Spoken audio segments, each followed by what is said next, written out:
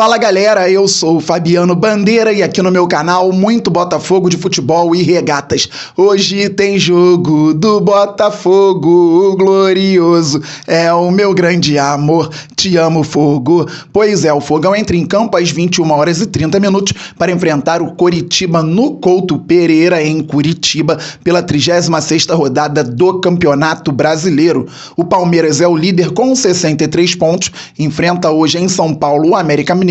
O Flamengo, vice-líder, também com 63 pontos, enfrenta no Maracanã o Atlético Mineiro, que também pensa em brigar pelo título, já que tem 60 pontos, e o Fogão, com 62, joga contra o Coxa, que já está rebaixado. Antes de falar a respeito do jogo num próximo conteúdo com aquela análise tática especial, o vídeo vai entrar ao meio-dia, quero falar a respeito de outros temas importantes envolvendo o nosso clube. Antes, deixa eu apresentar aqui o novo cenário. Vocês podem estar olhando o quadro, o que tem de verde ali, e aquela torcida lá atrás. Galera, tranquilidade, não é o Palmeiras, não é o Coritiba, não é o Guarani, é a Jataiense. Sim, joguei pela Jataiense no Sub-20, subia muito também, principalmente para treinar com os profissionais. Lá, por exemplo, eu treinei e conheci o Borges, antes de ser famoso, o Borges, que fez excelente carreira no futebol profissional, jogando por São Paulo, Santos, Grêmio, Cruzeiro, América Mineiro, Paysandu, União São João de Araras. Então foi muito bacana passar lá no início dos anos 2000 pela Jataiense. Cheguei às semifinais do Campeonato Goiano Sub-20 e esse quadro com o estádio cheio foi numa vitória sobre o Goiás por 2-1. O Jataiense, que é da cidade de Jataí. E agora, retornou para a primeira divisão do Campeonato Goiano. Então, 2024, Jataiense, assim como na minha época, na primeirona do Goianão. O canal Fabiano Bandeira faz parte da minha história, já estamos aqui desde 2020, e o futebol dentro de campo também faz parte. Por isso, ali então, um registro do Fabiano Bandeira no Arapucão, estádio maravilhoso, lá na cidade de Jataí. O quadro de 95, aquele quadro menor, é no Maracanã, final do Campeonato Universitário Estadual do Rio de Janeiro de 2006, dei o passe pro gol do título, eu pela Castelo Branco, então tô bem ali naquela foto também, e nós vencemos por 2-0 a Universidade. Ali, 7up, que comprei este ano na Argentina, o copo também do Fogão, o coração e uma casinha de ferro com adesivos do Glorioso. Pessoal, eu quero falar a respeito de temas importantíssimos envolvendo o Botafogo.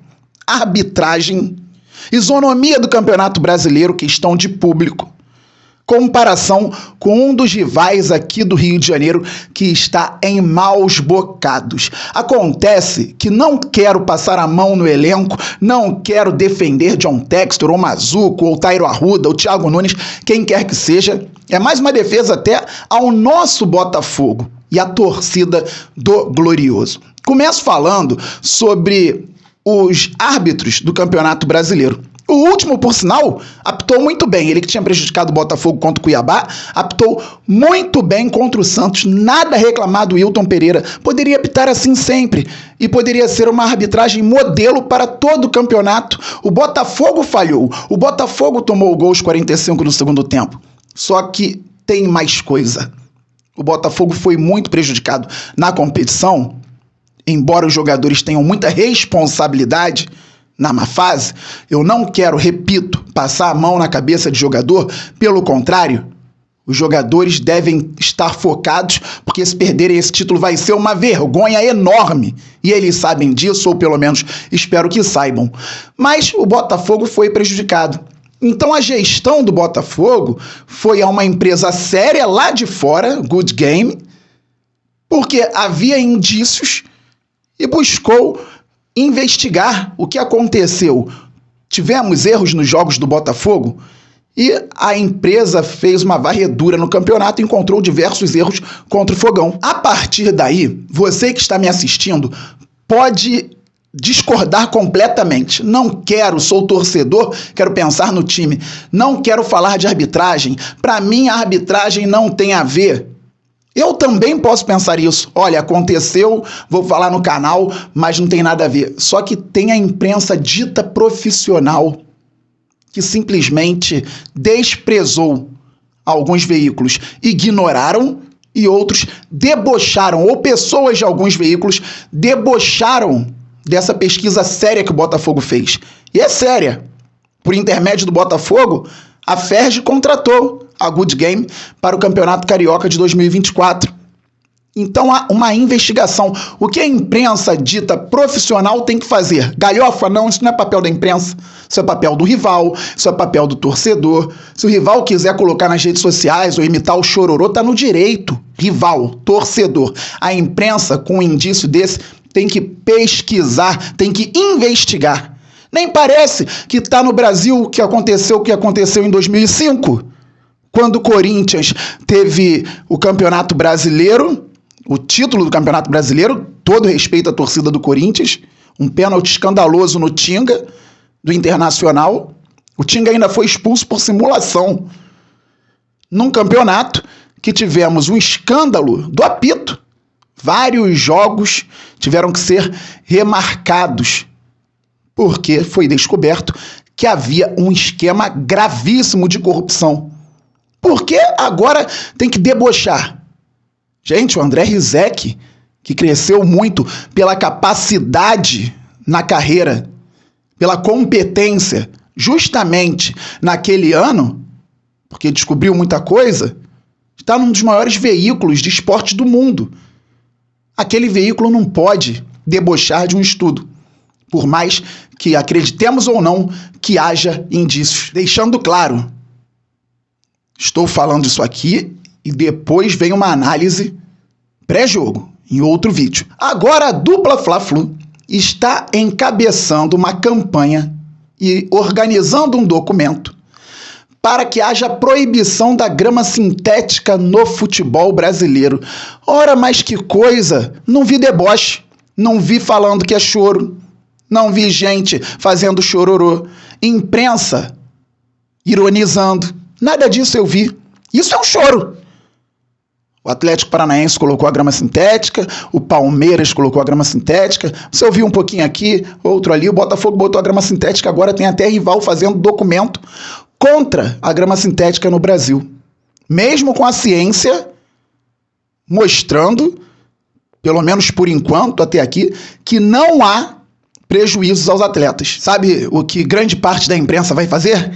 Vai chamar de debate maduro, sem clubismo. Não podemos olhar agora sob a ótica do clubismo. É pela saúde dos profissionais envolvidos. Se fosse o Botafogo, falariam que é choro. Isso aí, para mim, é choro, com todo respeito. E se fosse outro clube com documento internacional sobre erros de arbitragem no futebol brasileiro, talvez o campeonato tivesse até parado. Só que continua, galera, não para por aí. Tem clube que gosta de zoar com chororô, final do Sub-20 feminino, dentro da Gávea, Botafogo campeão nos pênaltis. Uma menina do Flamengo tinha feito chororô anteriormente, e as do Botafogo devolveram com o título. Um monte de marmanjo que trabalha lá no rival, partindo para cima das meninas. Eu não acompanhei durante a semana. A pergunta é sincera, coloquem nos comentários. Alguém viu a grande mídia falar sobre isso? Sobre marmanjo não aguentando zoação das meninas do Sub-20 do Botafogo e partindo para cima delas? Fazemos todas as críticas à gestão do Botafogo, ao treinador que esteja no Botafogo, ao time que merece muito, mas devemos blindar a instituição, a torcida, quem ama e quem está aqui há muito tempo. Isso é extremamente importante. Falando agora sobre a isonomia do Campeonato Brasileiro, ela existe? As torcidas de Cruzeiro e Coritiba protagonizaram recentemente cenas de vandalismo no embate entre Coxa e o time de Minas Gerais. Pois bem, foi definido de forma preventiva. As torcidas estariam punidas. Coritiba sem público, Cruzeiro sem público. Botafogo e Coritiba, a nossa torcida adora ir para Curitiba torcer contra o Coxa, torcer pelo Glorioso, porque lá tem um clima de irmandade, é muito bom. Eu fui ano passado. As duas torcidas se dão muito bem. Eu gosto muito do Coxa. Eu não gostaria que o Coxa tivesse caído. Espero que suba logo ano que vem. Então seria bom para a torcida do Botafogo apoiar o time, independentemente dos maus resultados e do mau desempenho, lá no Couto Pereira. Espero que hoje o desempenho seja muito bom. Só que, por conta da punição ao Coxa, a torcida do Botafogo não pôde ir. O que acontece? Ontem, o STJD definiu que poderia ter público hoje contra o Botafogo. Eu até preferiria que tivesse mesmo, para que os jogadores do Botafogo ficassem mais atentos, mais concentrados. Fico com receio desse jogo sem público, o Botafogo ainda disputando alguma coisa no campeonato, pensando que é amistoso. Eu prefiro que haja público, mesmo que seja a torcida adversária. Mas não é o correto. O correto é o que foi definido anteriormente. Joga sem público por conta de cenas lamentáveis no jogo contra o Cruzeiro. Então o STJD tentou liberar. Só que a Lei Geral do Esporte diz que a venda de ingressos tem que acontecer até pelo menos 2 dias antes da partida. E por isso não vai ter público. Porque se dependesse do tribunal, teria público. Por fim, galera, fiquei refletindo ontem após o jogo do Vasco contra o Corinthians a respeito de algumas falácias. O Vasco é outra instituição enorme do futebol, respeito muito mais o Vasco do que alguns da imprensa dita tradicional respeitam o Botafogo, por exemplo. Só que a gente fica ouvindo durante anos e anos que a torcida do Botafogo não vale, que a torcida do Botafogo não vai, que a torcida do Botafogo não enche. Isso está acabando, esse tipo de comentário, porque a nossa torcida está lotando o estádio. Com tudo que aconteceu contra o Santos, o estádio estava cheio de novo. E dependendo do que acontecer hoje, no próximo final de semana, deve ficar cheio de novo. Torcida do Botafogo, antes do Santos, esgotando sempre os ingressos no estádio Newton Santos. 40 mil pessoas, ou quase 40 mil pessoas, geralmente. Então, a nossa torcida dando show. E a gente ouve o tempo inteiro que a torcida do Vasco em São Januário carrega o time, que a torcida do Vasco em São Januário faz a diferença, que São Januário é um caldeirão, com todo respeito ao Vasco. No caldeirão ontem, fez 1-0 no Corinthians, tomou o empate, fez 2-1, tomou a virada 4-2. Pode disputar em São Januário, no Caldeirão, a 6ª Série B. Que diferença! Quando o time é limitado, quando o time não é organizado, quando o time não tem a parte técnica, a parte tática apurada, o emocional, a parte física, não tem jeito. Nossa torcida deu um show em São Januário contra o Grêmio. Eu estava lá, muito obrigado ao Vasco pela hospitalidade. Foi legal torcer lá em São Januário. E a nossa torcida fez o que fez. Quando o nosso time resolveu entregar, não teve torcida que segurasse. Quando o nosso time resolveu deixar o Suárez sozinho, não teve torcida que segurasse. O Grêmio foi lá, fez 4-3, o Botafogo perdeu por conta da frouxidão de vários atletas, sem atitude em campo. A nossa torcida faz muito, e tenho certeza que a do Vasco faz também, mas não consegue passar por cima de uma série de obstáculos.